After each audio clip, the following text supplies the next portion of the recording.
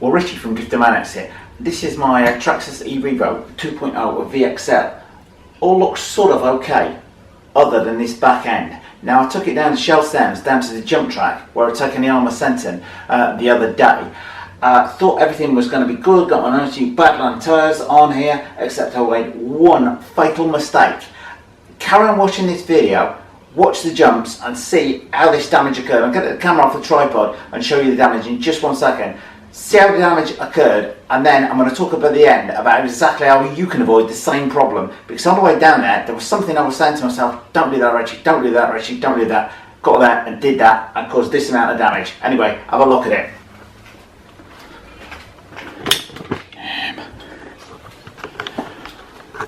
Okay, coming on around the back of the car here, you can see all is not well. This wheel will actually steer on its own, except that's a rear wheel, not the front wheel.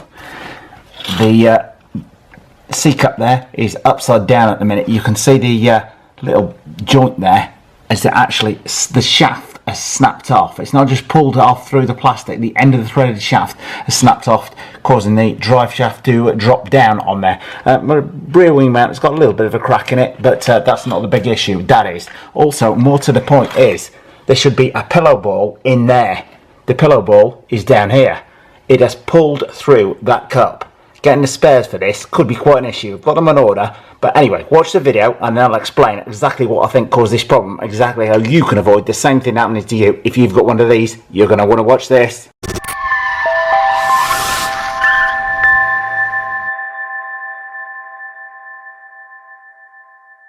I brought the new Traxxas ERevo 2.0 VXL out. It's got its new Badland tyres on, and I fitted a 13-tooth pinion, 50-tooth spur, so we've got acceleration, hopefully for it to get some good double backflips in. Let's see.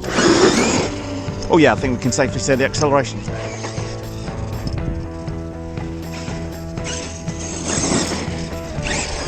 So standing in front of this thing is somewhat dangerous, of course. I'm barely even brushing the throttle on this thing. I'm wondering about a big kicker. Vote now.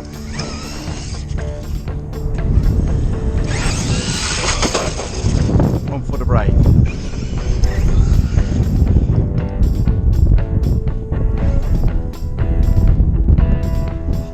I kind of want to scream.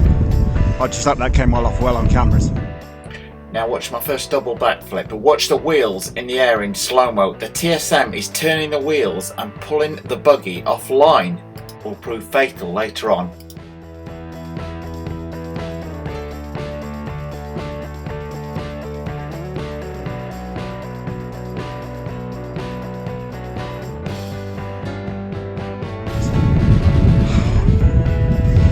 I was so nervous.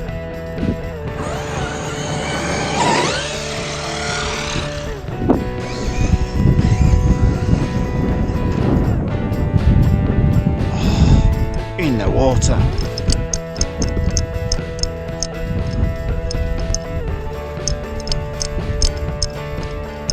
But oh, that rear wheel, man.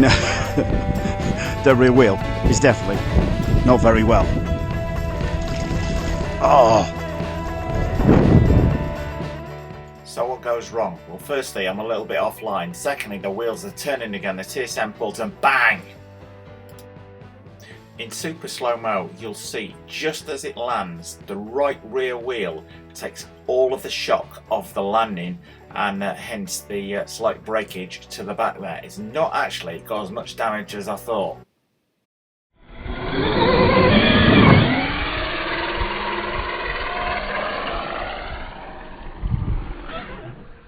Well, clearly all is not well, but having a look underneath, it is not as bad as I first thought. Okay, my drive shaft's popped out. The ball end cup has also popped out of here. However, the main thing that seems to have broken seems to be the connecting rod on here. I'm guessing I just landed slightly awkwardly. I'll review that in the video. More my fault for picking an area where if I went offline, I was going to end up in there. Okay, so you've seen the video there, you've seen the damage that occurred. If you don't want the same thing to happen to your car, then there's one key thing that you need to be aware of on a car. And the answer was sort of staring me in the face. Yeah, I was a little bit offline, but there was something on the car that I should have turned off. and I didn't, and that is this, the TSM.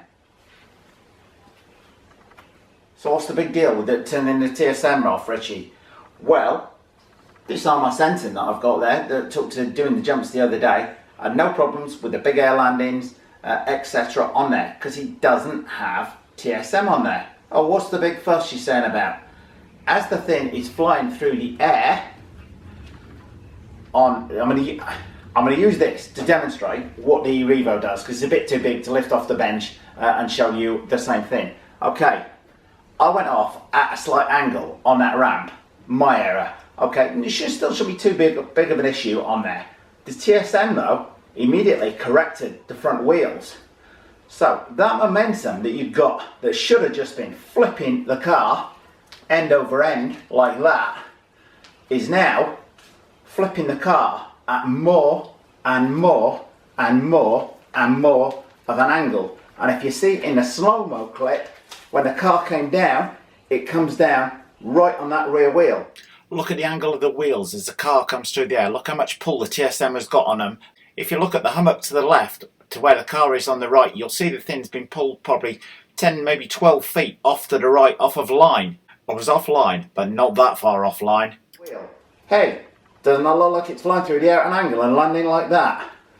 Without the TSM, or the TSM turned off, I would simply been backflipping in a straight line. Yeah, sure, I would have still been going off at an angle, but I would have been pulling that 5-6 feet to the side that I did. So, if you're going out backflipping your ERevo, not your Senton, make sure you turn the TSM off. That is one thing I was saying to myself when I was driving down there. Rich, turn the TSM off, because I'd seen it in a previous video and even some of the little ones when I was doing backflips around the garden, that the wheels were turning in there and you're getting all that momentum that's helping generate the backflip. All that momentum is then being, half that momentum, once that the wheels were, is pulling the car to the side as opposed to just backwards like that. Hope that makes sense to people. So the whole car is gradually being pulled off to whatever side the TSM decides to kick in there. So if you're going out with your Traxxas ERevo VXL, make sure you get that multifunction transmitter and turn that TSM down to 0. Pretty much guarantee it will make a difference. That's the first thing I'm going to do when I get the parts coming. I've got the parts on order. I would say I wouldn't envy anybody that busts one of these outside of America, because getting hold of the parts has not been particularly easy. Quite a few of the dealers I spoke to so far have no clue as to what part numbers I was even talking about for this car. Anyway, onwards and upwards. I hope people find that piece of advice useful. Turn off the TSM when doing backflips or attempting backflips with your ERevo VXL. Now, what I would say, when we're looking at a similar car to this, I used to have the Armour Outcast. That thing would backflip just all day long, but very, very reliably. However, the Outcast doesn't have TSM fitted to it. That was kind of the thing in the back of my mind that was kicking around, that gave me the clue that I wanted to try it, and I made the error of leaving the TSM on. Bang! Look what happened. Learn from my mistakes. I try and do these things to save you guys and girls money. So do the sensible thing. You've got one of these cars, then learn from my mistake. You've gone out doing backflips, turn the TSM off. If you've got one and you go out and you try it with the TSM turned off, please post away in the comments section if you notice me making a difference in the quality of the landings, because my Outcast would land a lot more reliably than this thing does. It's still very, very easy to do backflips with, but the Outcast far more so, predominantly I'm guessing because we didn't have that TSM on the Outcast. Anyway, I hope you found that video useful. Do enjoy my pain. It will be cured when the parts arrive by the end of the week, fingers crossed. And if you do like this video, you want to see more of this car when it's running again, then please do subscribe, and by all means share with friends. We hope you liked this video. If you did, please click on the circle image to subscribe. Thanks for watching. It helps if you want to turn on the notification button next to the subscribe button.